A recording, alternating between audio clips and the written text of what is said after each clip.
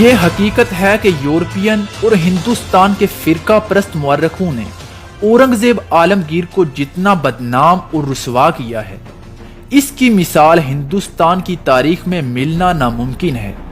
ان کو ہندوؤں کا سب سے بڑا دشمن بتایا جاتا ہے اور ان پر الزام ہے کہ بہت سے ہندوؤں کو زبردستی مسلمان بنایا اور لاکھوں ہندوؤں کو صرف اس بات پر قتل کر دیا کیونکہ وہ ہندو تھے، اور ان کی بابت کہا جاتا ہے کہ انہوں نے ہندوؤں کے ہزاروں مندر ڈھا دیے، ان کو متعصب، مکار، ظالم اور نہ جانے کیا کیا کہا جاتا ہے۔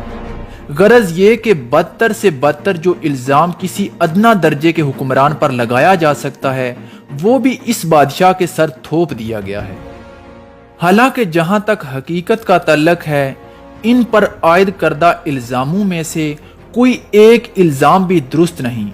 ہاں، یہ ضرور ہے کہ وہ اکبر کی طرح بے دین اور جہانگیر کی طرح مذہبی معاملات میں لاپرواہ نہیں تھے، بلکہ اسلامی شعار کے سختی سے پابند تھے، اور غالباً یہی ان کا سب سے بڑا گناہ تھا۔ اورنگزیب عالمگیر کے بارے میں اکثر کہا جاتا ہے کہ وہ ہندوؤں کے سب سے بڑے دشمن تھے، لیکن ان پر ہندو کشی کے الزام کی اصل حقیقت کا اندازہ اس سے لگایا جا سکتا ہے کہ ان کا سب سے بڑا فوجی سپہ سالار راجہ جے سنگھ تھا۔ چنانچہ جب تک راجہ جے سنگھ زندہ رہا، اورنگزیب عالمگیر نے جنگی معاملات میں اس ہندو جرنیل کے مقابلے میں کسی مسلم سپہ سالار کا اعتبار نہ کیا، یہاں تک کہ اورنگزیب عالمگیر نے اپنے ماموں شائستہ خان کو دکن سے ہٹا کر شیواجی کے مقابلے کے لیے راجہ جے سنگھ کو بھیجا تھا۔ اگر اورنگزیب متعصب یا تنگ نظر ہوتا تو وہ ایک ہندو کی سرکوبی کے لیے کبھی دوسرے ہندو کو نہ بھیجتا۔ راجہ جسونت سنگھ، جس کے بارے میں یہ عیاں تھا کہ وہ اورنگزیب عالمگیر کا سب سے پرانا دشمن تھا، لیکن جسونت سنگھ کے پرانے باغی ہونے کے باوجود اورنگزیب عالمگیر نے اس کے سپرد کابل جیسا اہم صوبہ کیا تھا جہاں 100% کٹر مسلمان تھے۔ کیا کوئی متعصب بادشاہ ایسا کر سکتا ہے؟ اس کے علاوہ اورنگزیب عالمگیر کی جنگی سرگرمیوں پر نظر ڈالی جائے تو پتہ چلتا ہے کہ ان کے 50 سالہ جنگی جدوجہد میں راجپوت برابر ان کے دوش بدوش لڑ رہے ہیں، اور انہوں نے اپنے بیٹوں پر تو شبہ کیا، مگر کسی راجپوت کی طرف کبھی کسی قسم کا شبہ ان کے دل میں نہیں آیا۔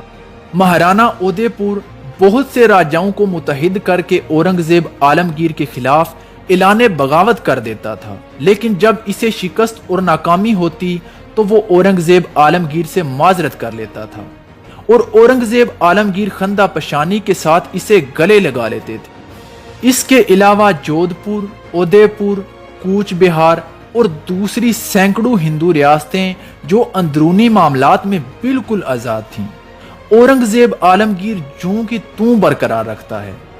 ان کو کبھی مغلیہ حکومت میں شامل کرنے کی کوشش نہیں کرتا، لیکن وجے پور اور گولکنڈہ کی اسلامی حکومتوں کو فنا کر کے مغلیہ حکومت کا جزو بنا لیتا ہے۔ کیا ہندو دشمن بادشاہ کے لیے ایسا کرنا ممکن ہے؟ اس کے علاوہ منصب، خطابات اور جاگیروں کی تقسیم میں اورنگزیب عالمگیر نے کبھی نہ کسی مسلمان میں امتیاز کیا اور نہ ہندو میں، سب کو کھلے دل کے ساتھ نوازا۔ مگر کیسا ستم ہے کہ پھر بھی اس کو ہندوؤں کا کٹر دشمن کہا جاتا ہے۔ کیا یہ اورنگزیب عالمگیر کے ساتھ کھلی نا انصافی نہیں ہے؟ اس سے یہ بات ثابت ہو جاتی ہے کہ یورپین اور ہندوستان کے فرقہ پرست مورخوں نے صرف ان کے خلاف نفرت پھیلانے کے لیے اس بادشاہ کو بدنام اور رسوا کیا ہے۔ مغلیہ سلطنت میں اورنگزیب عالمگیر پہلے بادشاہ ہیں جنہوں نے قرآن مجید حفظ کیا اور فارسی مضمون نویسی میں نام پیدا کیا۔ اس کے علاوہ گھڑ سواری، تیر اندازی اور فنون سپہ گیری میں بھی کمال حاصل کر لیا۔ 17 برس کی عمر میں 1636 عیسوی میں دکن کے صوبے دار مقرر ہوئے۔ اسی دوران میں آپ نے کئی بغاوتوں کو فروغ کیا اور چند نئے علاقے بھی فتح کیے۔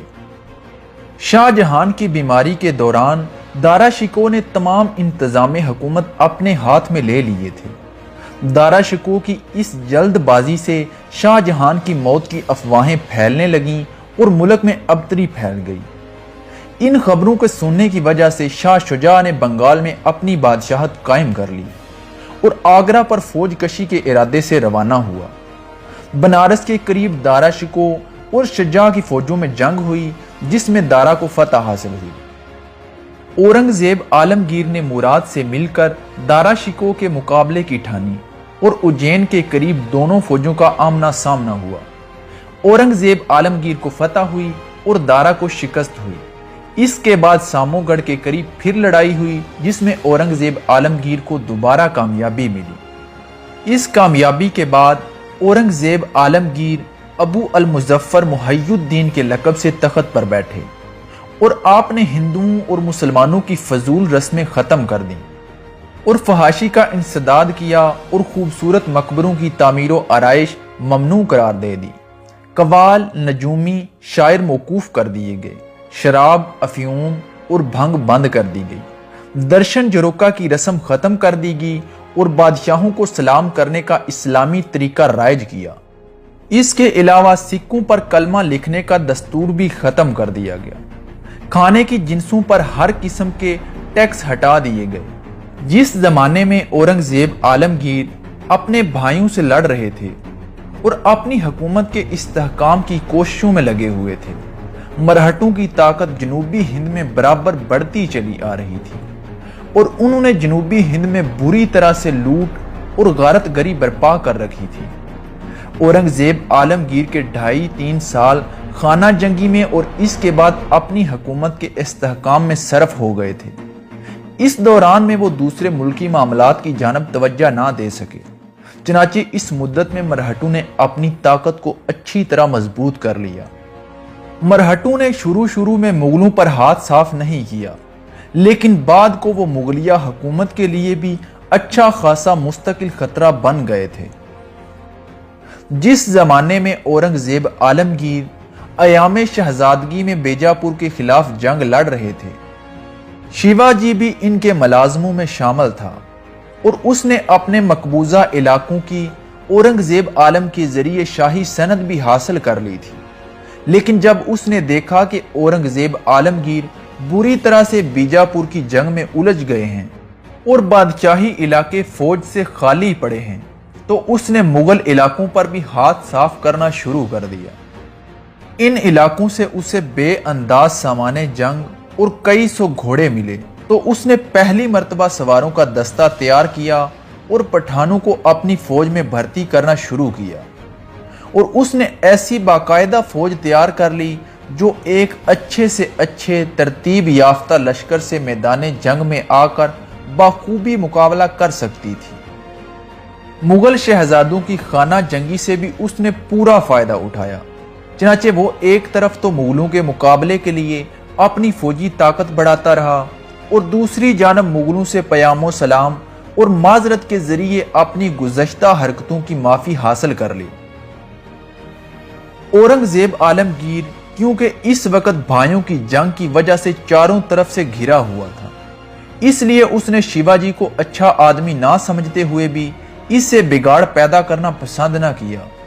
غرض یہ کہ اس نے شیواجی کو معافی نامہ بھی بھجوا دیا اور کانکن کا انتظام بھی اس کے سپرد کر دیا۔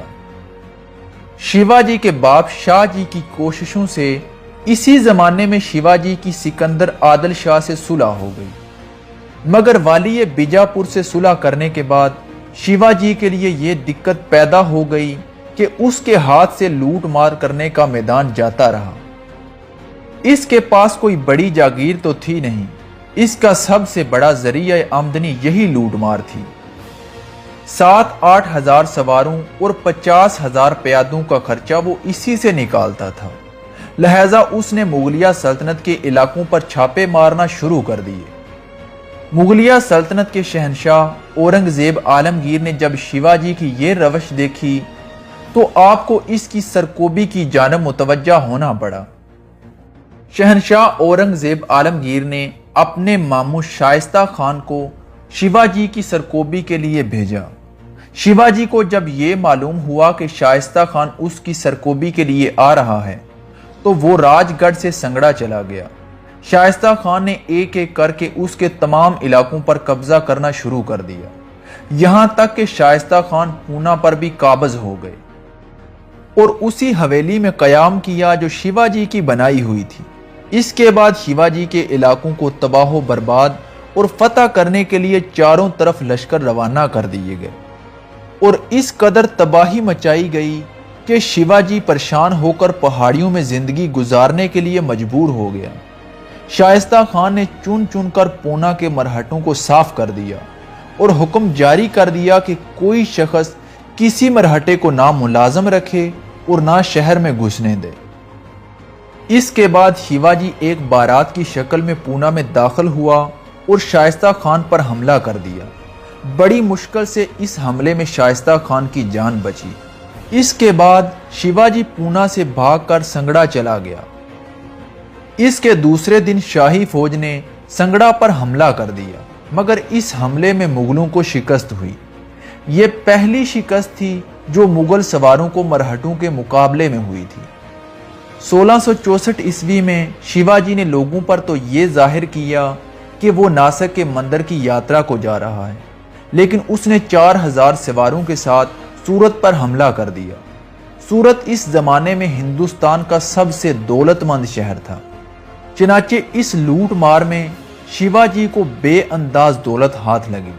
شیواجی کے پاس دولت بے انداز موجود تھی، جاگیر بھی اس کے پاس کافی ہو گئی تھی، لہذا اس نے یہ طے کیا کہ وہ راجہ بننے کا اعلان کر دے۔ چنانچہ راج گڑھ میں اس نے باقاعدہ طور پر اپنی تاج پوشی کی رسم ادا کی اور مہاراجہ شیواجی بھونسلے کا لقب اختیار کیا اور اپنے نام کا سکہ بھی جاری کر دیا۔ اس کے بعد شیواجی نے ایک سمندری بیڑا بنایا اور اس سمندری بیڑے کے ذریعے اس نے سمندر میں بھی لوٹ مار کا سلسلہ شروع کر دیا۔ چنانچہ اس علاقے کے ساحل کے قریب جو بھی جہاز گزرتا وہ اسے لوٹ لیا کرتا تھا، یہاں تک کہ اس نے حاجیوں کے جہازوں کو بھی لوٹنا شروع کر دیا۔ مغل بادشاہ اورنگزیب عالمگیر کو جب معلوم ہوا کہ شیواجی نے حاجیوں کے لیے اور سمندری تاجروں کے لیے سمندری راستے بھی بند کر دیے ہیں اور دکن میں پہلے سے زیادہ طوفان برپا کر دیا ہے، تو اورنگزیب عالمگیر نے راجہ جے سنگھ اور دلیر خان کو شیواجی کی سرکوبی کے لیے بھیج دیا اور حکم دیا کہ وہ شیواجی کی ساری جاگیر کو تاراج کر کے رکھ دیں اور اس وقت تک چین سے نہ بیٹھیں جب تک شیواجی کا فتنہ ختم نہ ہو جائے۔ چنانچہ راجہ جے سنگھ نے آتے ہی شیواجی کے کئی قلعوں اور ٹھکانوں پر حملے کرنا شروع کر دیے اور بستیوں کو تاراج کر دیا گیا۔ آخر نتیجہ یہ نکلا کہ ایک ایک کر کے بہت سے قلعے شیواجی کے ہاتھ سے نکل گئے۔ ان مارکوں میں مرہٹوں نے بار بار مغلوں سے مقابلہ کرنے کی کوشش کی، مگر وہ کسی ایک میدان میں بھی نہ جم سکے۔ غرض یہ کہ راج گڑھ جو شیواجی کا دارالسلطنت تھا اور کندھانا جہاں شیواجی کے اہل و عیال رہتے تھے، ان دو مقامات کے علاوہ شیواجی کا سارا علاقہ اس کے ہاتھ سے نکل گیا۔ شیواجی کے سارے علاقے کو تاراج کرنے کے بعد راجہ جے سنگھ اور دلیر خان کی فوجیں شیواجی پر آخری ضرب لگانے کے لیے 1665 عیسوی میں قلعہ راج گڑھ اور قلعہ کندھانا کی جانب آگے بڑھیں اور ان دونوں مقامات کا محاصرہ کر لیا۔ مرہٹوں نے شروع میں تو بہت سخت مقابلہ کیا، لیکن جب انہوں نے یہ سمجھ لیا کہ یہ قلعے ضرور فتح ہو جائیں گے تو شیواجی نے راجہ جے سنگھ سے معافی کی درخواست کی۔ راجہ جے سنگھ جو شیواجی کو ایک مکار آدمی سمجھتا تھا، شروع میں تو معافی دینے سے انکار کرتا رہا، لیکن جب شیواجی نے ہر طرح سے اپنی اطاعت اور بادشاہ کی خدمت گزاری کا یقین دلایا تو راجہ جے سنگھ نے شیواجی کو اپنے پاس آنے کی اجازت دے دی۔ اس فتنے کو دبانے کے بعد اورنگزیب عالمگیر نے تبت کی فتح کے لیے لشکر روانہ کیے۔ پہلے تو راجہ کو اطاعت کے لیے کہا، جب وہ نہ مانا تو جنگ شروع کر دی۔ راجہ نے ابتدا میں تو معاملے کو ٹالنے کی کوشش کی، لیکن اس کے بعد اس نے اطاعت قبول کر لی۔ اسی سال ہی اورنگزیب عالمگیر کے حکم کے مطابق شائستہ خان بنگال کے صوبے دار نے ارکان اور چٹاگنگ پر حملہ کر کے وہاں کے راجاؤں اور پرتگیزیوں کو عبرتناک شکست دی اور چٹاگنگ پر بھی قبضہ جما لیا۔ اس کے بعد مغل لشکروں نے 1666 عیسوی میں راجہ جے سنگھ کی قیادت میں وجے پور پر چڑھائی کر دی۔ اس مہم کی بڑی خصوصیت یہ ہے کہ اس میں شیواجی اور بہت سے مرہٹا سردار بھی مغلوں کے ساتھ تھے، جنہوں نے بڑی بہادری کا ثبوت دیا اور بڑے بڑے کارنامے سر انجام دیے۔ اس مہم میں سب سے پہلی فتح مرہٹا سردار نیتاجی کو حاصل ہوئی۔ اس کے بعد تو یہ حالت ہوئی کہ مغل فوج کے مرہٹا اور راجپوت سردار جدھر بھی جاتے علاقے کے علاقے فتح کرتے چلے جاتے۔ قلعوں کو سر کرنے میں مغل فوج کو شیواجی اور نیتاجی سے بہت زیادہ مدد ملی، کیونکہ ان دونوں کو قلعوں کو فتح کرنے میں بڑی مہارت حاصل تھی۔ بیجاپوریوں نے کئی جگہ پر مقابلہ کیا، ان کا مشہور سردار یاقوت بھی مارا گیا، لیکن ان کو تقریباً ہر مورچے پر شکست ہوئی۔ مغل فوج اور مرہٹے بڑھتے بڑھتے بیجاپور تک جا پہنچے۔ بیجاپور کا سارا ملک انہوں نے تاراج کر کے رکھ دیا۔ سکندر عادل شاہ اس قدر گھبرایا کہ اس نے بار بار صلح کی درخواست کی، لیکن راجہ جے سنگھ نے اسے نامنظور کیا، بلکہ اس نے فتوحات کے سلسلے کو برابر جاری رکھا۔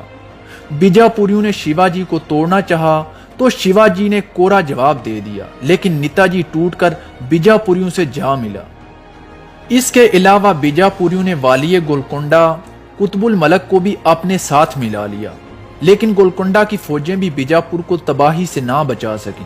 ہاں، اتنا ضرور ہوا کہ گولکنڈہ کی فوج کے آنے کے بعد مغلوں کی فتوحات کی رفتار سست پڑ گئی، اور اس کے فوراً ہی بعد چونکہ بارش کا موسم آ گیا تھا، اس لیے راجہ جے سنگھ کو اپنی سرگرمیوں کو کچھ عرصے کے لیے بند کر دینا پڑا۔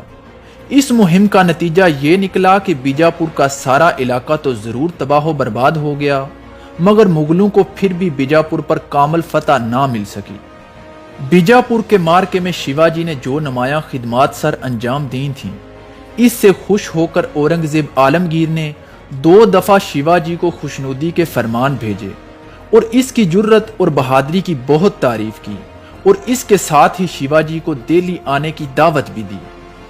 بادشاہ کی دعوت پر اور راجہ جے سنگھ کے ہر طرح اطمینان دلانے پر شیواجی اپنے بیٹے سامبا کے ساتھ 1666 عیسوی میں بادشاہ کی خدمت میں دہلی روانہ ہو گئے۔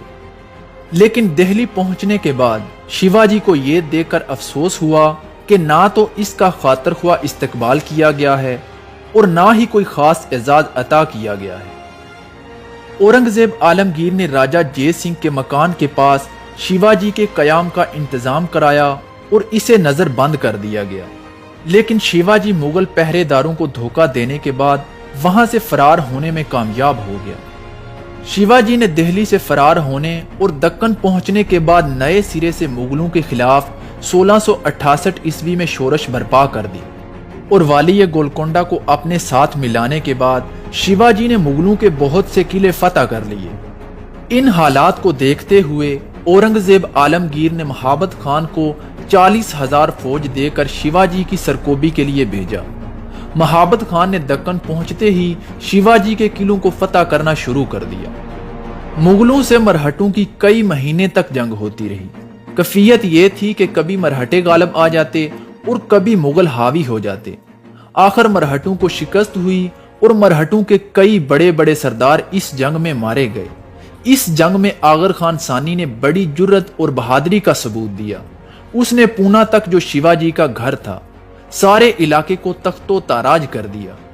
مگر اس کے بعد شیواجی نے جب دوبارہ مغلوں کے خلاف شورش برپا کی تو مغلوں سے بہت سے علاقے چھین لیے، یہاں تک کہ شیواجی نے اپنے باپ کی اس جاگیر پر بھی قبضہ جما لیا جو کرناٹک اور میسور میں تھی اور جس پر شیواجی کا سوتیلا بھائی قابض تھا۔ شیواجی نے اس طرح مرہٹوں کے لیے ایک وسیع اور دولت مند حکومت بنا دی جس کا مرہٹے اس سے قبل تصور بھی نہیں کر سکتے تھے۔ شیواجی کے مرنے کے بعد اس کی جانشینی کا جھگڑا چلا۔ مرہٹوں کا ایک طبقہ سامباجی کے حق میں تھا اور دوسرا طبقہ سامباجی کے چھوٹے بھائی راجہ رام کو تخت پر بٹھانا چاہتا تھا۔ راجہ رام کے حامیوں کو ناکامی ہوئی اور سامباجی باپ کی جگہ راجہ بن گیا۔